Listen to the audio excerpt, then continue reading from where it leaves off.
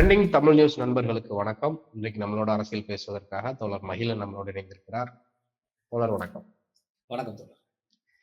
தோழர், நேற்றைய தினத்துல மோடி அவர்கள் கதறி மன்னிப்பு கேட்டாரு. என்னை மன்னித்து விடுங்கள், ஒரு நாளும் மகாராஷ்டிரா மாநில மக்களுக்கு எதிராக இருக்க மாட்டேன். சிவாஜி கடவுள், எனக்கு ஒரு கடவுள், நான் அவருடைய பக்தன், அவரை நான் ஒரு நாளும் அவமதிக்க மாட்டேன், நாங்க அந்த கூட்டம் இல்ல அப்படின்னு மோடி சொன்னாரு. இன்றைக்கு பாத்தீங்கன்னா மகாராஷ்டிரா அரசியல்ல மிகப்பெரிய திருப்பங்கள் உருவாகி இருக்குது. பாஜக கூட்டணி இருக்கக்கூடிய சில கட்சி தலைவர்கள் ஓப்பனா சண்டை போடுறத பார்க்க முடியுது. இழிவா மாறி மாறி பேசிக்கிறாங்க. அஜித் பவார் தலைமையிலான தேசியவாத காங்கிரஸ், ஏக்நாத் ஷிண்டே தலைமையிலான சிவசேனா, அப்புறம் பாஜகவினுடைய தலைவர் தேவேந்திர பட்னவிஸ், இவர்களுக்குள் மாபெரும் மோதல்கள் உருவாகி இருக்குது. விரைவில் அந்த கூட்டணி உடையும் அப்படின்னு சொல்றாங்க. ஆனா அதுக்கு பின்னணியில மக்கள் மத்தியில அவர்கள் அவப்பெயரை சம்பாதிச்சிருக்கிறாங்க. மக்கள் நம்பிக்கையை இழந்துட்டாங்க. என்னதான் குட்டிக்கரணம் போட்டாலும் பாஜக கூட்டணி ஜெயிக்க வாய்ப்பே இல்லை, காங்கிரஸ் கூட்டணி எளிதாக அங்க வென்றுவிடும் அப்படிங்கிறதுனாலதான் இந்த கூட்டணிக்குள்ள உருவாயிருக்கக்கூடிய சலசலப்புகளுக்கும் காரணம். கொஞ்சம் கொஞ்சமா இங்க இருக்கிறவங்க எல்லாம் இந்தியா கூட்டணிக்கு தவறுறதுக்கு வாய்ப்பு இருக்கு அப்படிங்கிற ஒரு செய்தியும் வருது. அந்த விஷயத்தை எப்படி தோழர் நீங்க பாக்குறீங்க? பிஜேபி ஒட்டுமொத்தமாவே அவங்களுடைய யுக்தியையே மாத்துறதுக்கான ஒரு கட்டாயத்துல இருக்கிறாங்க. எல்லா பக்கமும் அவங்களுக்கு அடி விழுது. குறிப்பா சொல்ல போனா ஸ்மிருதி இரானி அவங்க சில யோசனைகள் சொல்லியிருக்காங்க. காங்கிரஸ் நம்ம இந்த வழியில அவங்கள அண்டர் எஸ்டிமேட் பண்ணிட்டோம். இந்த வழியில அவங்கள ஜெயிக்க முடியாது. அவங்க ஏற்கனவே பல மாநிலங்கள்ல அவங்க முன்னேறி வந்துகிட்டு இருக்கிறாங்க அப்படிங்கிறத அவங்க சுட்டிக்காட்டி பேசியிருக்கிறாங்க. ஒட்டுமொத்தமாவே அவங்க யுக்தி மாறுது. தமிழ்நாட்டுல அண்ணாமலை அனுப்பிச்சுட்டு ஏடிஎம் கூட சுமூகமா போறதுக்கான ஒரு ஏற்பாட்டை அவங்க முயற்சி பண்றாங்க. இன்னொரு பக்கம் இங்க கட்சிக்குள்ள எவ்வளவு பிளவுகள், எவ்வளவு குழப்பங்கள் இருக்குங்கிறத நம்ம பார்க்கிறோம். நம்ம ஏற்கனவே பேசியிருக்கோம். தமிழிசை ஒரு பக்கம், எல்லோரும் ஆளாளுக்கா அந்த தலைமைக்கு போட்டியிடுகிற ஒரு நிலைமை வந்திருக்கு.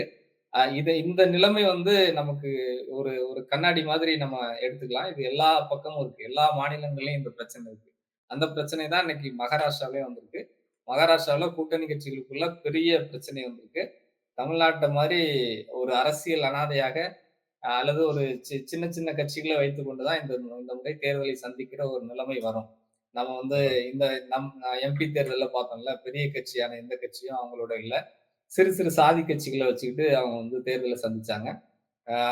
இவங்க பாட்டாளி மக்கள் கட்சி வேணா ஒரு வலிமையான கட்சின்னு சொல்லலாம். ஆனாலும் அவங்களால பெரிய அளவுல வெற்றி பெற முடியல, வாக்கும் வாங்க முடியல. இந்த நிலைமை தான் எல்லா மாநிலத்திற்கும் இன்னைக்கு வரப்போகுது. அவரு தானா சிங் சாவான் அவர் மிக மோசமா எதிர்கட்சிகளை, கூட்டணி கட்சிகள்ல இருக்கிற அமைச்சர்களை, முதல்வரை துணை முதல்வர் எல்லாம் ரொம்ப கேவலமாக பேசுறாரு. அவர்களோடு உட்கார முடியல, அருவருப்பானவர்கள் அவங்க, வாந்தி வருது வாந்தி வருது அப்படிலாம் பேசுறாரு. அதாவது நம்ம ஊர்ல அண்ணாமலை என்ன பேசுறாரு, நம்ம எடப்பாடி என்ன பேசுறாரோ அதே மாதிரியான ஒரு நிலைமைதான். அதனால பிஜேபி என்ன செஞ்சிருக்குங்கிறதா முக்கியம். பிஜேபி கங்கனா ரணாவத்தை கூப்பிட்டு, நீ வாயே தொறக்கக்கூடாது, பேசாம வீட்டுல இரு, 5 வருஷத்துக்கு நீ இந்த எம்பி பதவியை தக்க வச்சுக்கிட்டு பேசாம வீட்டுல இரு, எந்த கருத்தும் பேசக்கூடாதுன்னு வாய்ப்பூட்டு போட்டிருக்கிறாங்க. இது கங்கனா ரணாவத்துக்கு மட்டும் போடப்பட்ட பூட்டு அல்ல. இன்னைக்கு எச் ராஜா என்ன பேசுறாரு? எச் ராஜா, நான் விஜயை பத்தி எல்லாம் ஒரு நாளும் தப்பா எல்லாம் பேசுனது இல்லைங்க. யாரு சொன்னா நான் விஜயை பத்தி தப்பா பேசினேன்னு? யாரு சொன்னா அப்படின்னு கேட்கிறாரு பேட்டியில. நான் அவரை பத்தி தப்பா எல்லாம் பேசல. அவர் மெர்சல் படத்துல அவரோட நேரேஷன் தப்பா இருந்துச்சு. அந்த காட்சி அமைப்புகள், சில காட்சி அமைப்புகள் தப்பா இருந்துச்சு. அதனால நான் எதிர்ப்பு தெரிவிச்சு அறிக்கை வெளியிட்டேனே தவிர, விஜய்க்கு எதிரான அறிக்கை வெளியிடல அப்படின்னு இன்னைக்கு சொல்றாரு. ஆனா நமக்கு நல்லா தெரியும், விஜய ஜோசப் விஜய் அப்படின்னு சொல்லி சொன்னாரு. அவர் ஒரு ஒரு சிறுபான்மை தமிழ்நாட்டு மக்களுக்கு பாதி பேருக்கு தெரியாது விஜய்க்கு ஜோசப் விஜய்னு பேர் இருக்கான்னு. அந்த மாதிரி ஒரு சிறுபான்மை சமூகம்ங்கிறதுக்காக இழிவா பேசின ஒரு ஆளுதான் எச் ராஜா. இன்றைக்கு அப்படியே உல்டா வர்றாரு. இன்னொரு பக்கம் நீங்க கனிமொழி, தூத்துக்குடி எம்பி கனிமொழி அவர்களையே ஒரு தகாத வார்த்தையில பேசினவர் தானே அவரு. ஆமா. இன்னைக்கு அப்படியே அப்படியே ரொம்ப புனிதர் மாதிரி பேசிட்டு இருக்கிறாரு. இன்னொரு பக்கம் ஆர்பி உதயகுமார் ஒரு பேட்டியில பத்திரிகையாளர் சந்திப்புல சொல்றாரு, இன்றைக்கு ஒரு நீண்ட அரசியல் அனுபவம் வாய்ந்த, ஒரு தகுதி வாய்ந்த தலைவர் பிஜேபிக்கு ஒருங்கிணைப்பாளராக போட்டிருக்கிறாங்க அப்படின்னு சொல்றாரு. இப்ப புரிஞ்சிருச்சா நமக்கு எதுக்காக இவங்கள கொண்டு வந்திருக்காங்க? எதுக்காக ரைட், ரைட், அண்ணாமலைய ரைட். வந்து அங்க அனுப்பிச்சிருக்காங்க? இப்போ கங்கனா ரனாவத்த வாய் கூட்ட சொல்லியிருக்கிறாங்க. அண்ணாமலைய ஊர விட்டு காலி பண்ணி நீ லண்டனு. கொஞ்ச நாளைக்கு வெளியில உட்காரு அப்படின்னு சொல்லியிருக்காங்க. இது மாரி பல இடங்கள்ல கொஞ்ச நாளைக்கு வாய் பேசாம இருங்க அப்படின்னு ஒரு கட்டளை மறைமுகமா கட்டளை பிறப்பிக்கப்பட்டிருக்கு. முன்ன மாதிரி இப்ப யாரும் பேச மாட்டாங்க. ம். இஸ்லாமியர்கள் பத்தி பேச மாட்டாங்க. இஸ்லாமியர்கள் பாகிஸ்தானுக்கு போங்க அப்படின்னு சொல்ல மாட்டாங்க. இந்த குறைந்தபட்சம் இந்த 3 மாநில தேர்தல் முடியிற வரைக்குமாவது அப்படி பேசக்கூடாது என்பதுதான் கட்டளை. அதுதான் வந்தது அண்ணாமலை வெளியேறுவதற்கான ஒரு காரணம். அதனால தான் எச் ராஜா இப்படி பேசுவதற்கான காரணம். இப்படியான ஒரு மாற்றத்துக்கு வந்திருக்காங்க. இது வந்து ஒரு புதிய புதிய யுக்தி. எப்படி வந்து கூட்டணி கட்சிகள் மூலமாக ஆட்சிக்கு வந்த பிறகு, நாங்கள் கூட்டணி ஆட்சியை நடத்துகிறோம் அப்படின்னு சொல்றாங்களோ, அதே போல மகாராஷ்டிராவுல என்ன நடந்திருக்குன்னா, 288 தொகுதி இருக்குன்னு நெனைக்கிறேன். அதுல ம். வந்து 100 தொகுதிகள் ஜெயிச்சா போதும் அப்படின்னு அ அந்த தலைவர் வந்து பேசியிருக்காரு. கட்சியின் தலைவர் வந்து பேசியிருக்கிறார். நம்ம ஒரு 100 தொகுதியாவது ஜெயிச்சிடணும். ஆமா. அப்படின்னா என்ன அர்த்தம்னா, கூட்டணி அது கூட ஆட்சியாவது வராது. அமைக்க முடியுமான்னு பார்ப்போம்.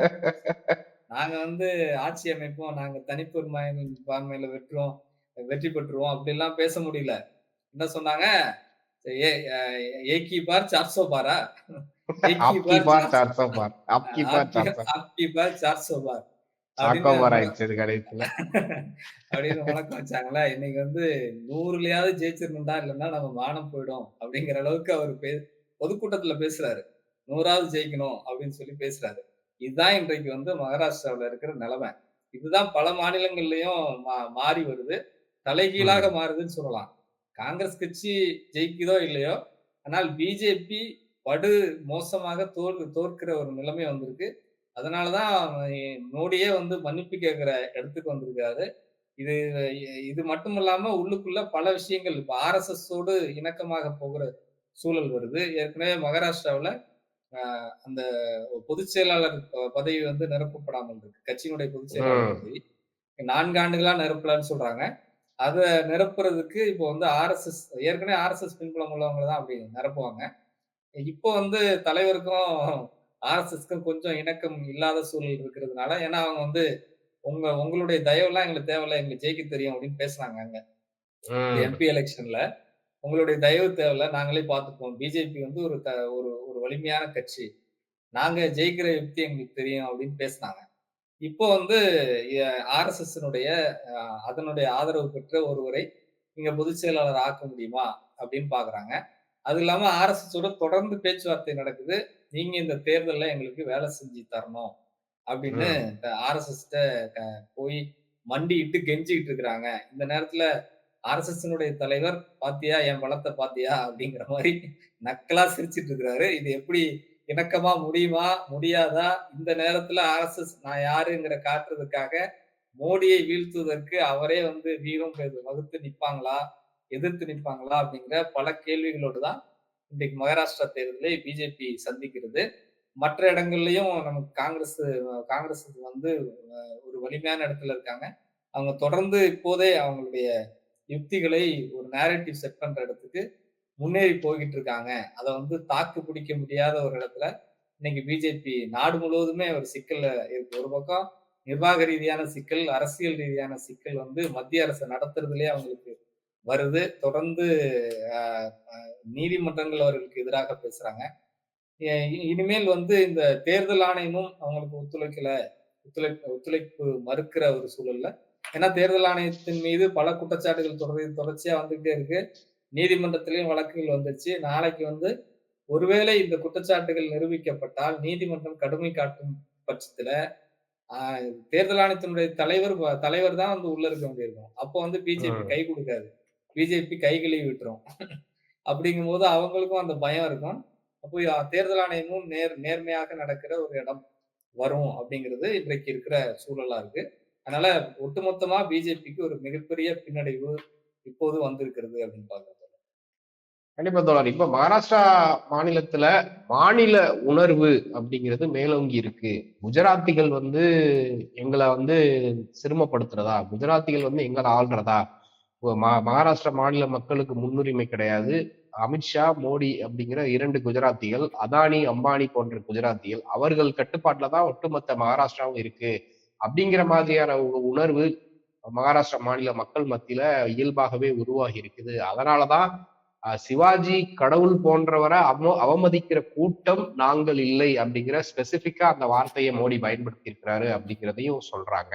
அதை எப்படி பாக்குறீங்க? ஆமா. நம்ம தமிழ்நாட்டுல கூட நீங்க வந்து தமிழன் தான் ஆள வேண்டும் அப்படிங்கிற குரல்கள்லாம் இருக்கிற மாரி, அங்கேயும் வந்து இப்போ வந்து மகாராஷ்டிரியன் அப்படிங்கிற ஒரு புழக்கம் வந்திருக்கு. இது எல்லா இடத்துலயும் இயல்பு தான். இந்த மாதிரியான ஒரு மேலிருந்து ஒரு அழுத்தம் வருகிற போது, இந்த மாதிரியான குரல்கள் வரும். இது வந்து இன்னும் சொல்லப்போனா, அவங்க அரசியல் ரீதியாக மட்டும் இல்ல, தொழில் ரீதியாக மிகப்பெரிய ஒரு வலிமையான இடத்துக்கு அவங்க நகர்றாங்க. ஒட்டுமொத்த மகாராஷ்டிராவுல இருக்கிற அந்த ஒட்டுமொத்த தொழிலையும் வந்து இந்த கும்பலுக்கு மாற்றுவது, எல்லா சலுகைகளையும் இவங்களுக்கு வழங்குவது, கடன் ரத்துக்கள் எல்லாம் இவங்களுக்கு வழங்குவது, இந்த அ நிதி நிதி தொடர்பான சலுகைகள், அரசியல் ரீதியான சலுகைகள், எல்லா சலுகைகளையும் இவங்களுக்கு குடுக்குறாங்க.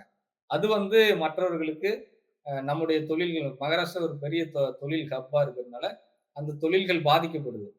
எப்படி நம்ம இங்க நாடு முழுவதும் ரிலையன்ஸ் இந்த சூப்பர் மார்க்கெட் கொண்டு வராங்க. அந்த ரிலையன்ஸ்க்கு எதிரா குறு வணிகர்கள், சிறு வணிகர்கள் வந்து அதற்கு எதிராக போராடுறாங்க. சிறு வணிகர்கள் அதனால பாதிக்கப்படுறாங்க அப்படிங்கிற நிலைமை நாடு முழுக்க இருக்கும். அதுபோல மகாராஷ்டிராவினுடைய அந்த தொழில்கள் வந்து பாதிக்கப்படும். இந்த சிறு சிறு இப்ப நமக்கு கிண்டியில சின்ன சின்ன இண்டஸ்ட்ரியலிஸ்ட் இருக்கு பாருங்க. அந்த மாரி இப்ப சில பகுதிகளையும் இவங்க கைப்பற்றாங்க. இப்போ ஒட்டுமொத்தமா இப்ப இப்ப சசிகலா வந்து இங்க இங்க ஒரு இது கட்டுறாங்க. வட சென்னையில ஒரு ஷாப்பிங் மால் கட்டுறாங்க. ஒரு தொழில் ம். சார்ந்த ஒரு ஷாப்பிங் மால் கட்டுறாங்க. அப்படிங்கும்போது இங்க பாரிஸ்ல இருக்கிற ஒட்டுமொத்த வியாபாரமும் வந்து அந்த பக்கம் நகர்த்துவதற்கான ஒரு முயற்சி நடக்குது.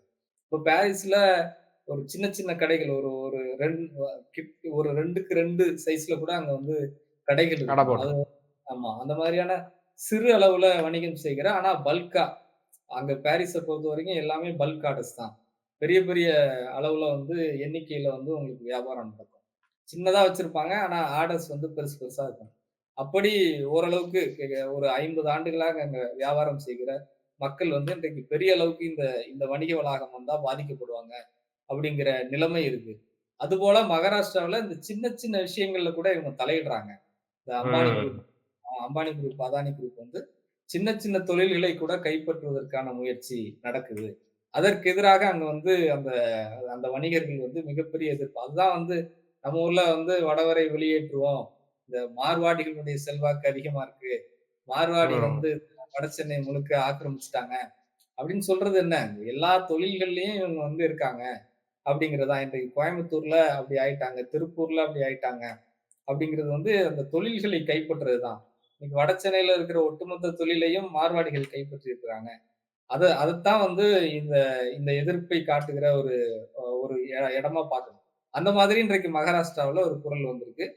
மகாராஷ்டிரியனுடைய உரிமைகள் பறிக்கப்படுது. தொழில் ரீதியாகவும் பறிக்கப்படுது. இன்னொன்று அரசியல் ரீதியாக நீங்க சொல்ற மாரி குஜராத்திகள் தான் வந்து ஆ நிர்ணயிக்கிறாங்க. எல்லாமே வந்து நம்ம அங்க தான் போய் கேட்க வேண்டியது இருக்கு. அப்படிங்கிற நிலைமைய வந்து மக்கள் வந்து மிக கடுமையாக எதிர்க்கிற ஒரு இடத்துக்கு வந்திருக்காங்க. இதுவே வந்து இந்த இந்த இந்த டெல்லி தலைமை அல்லது இந்த இந்த குஜராத்தி தலைமைகளை விட்டு ஒரு சுயேட்சையான மாநிலம் சார்ந்த ஒரு கட்சியை ஆதரிப்பதற்கான ஒரு நிலைமைய அங்க வந்து உருவாக்கி இருக்குன்னு பார்க்கலாம். எப்படி நம்ம தமிழ்நாட்டுல பார்த்தா, எப்படி திமுக வந்து ஒரு மாநில உரிமை பேசுற கட்சியா பார்க்குறாங்களோ, அது போன்ற ஒரு கட்சியை ஆதரிக்கிற ஒரு நிலைமை மகாராஷ்டிராவுல வரும் அப்படின்னு பார்க்கிறேன். கண்டிப்பா தோழர். தொடர்ந்து பேசலாம் தோழர். தங்கள் கருத்துக்களுக்கு நன்றி. நன்றி.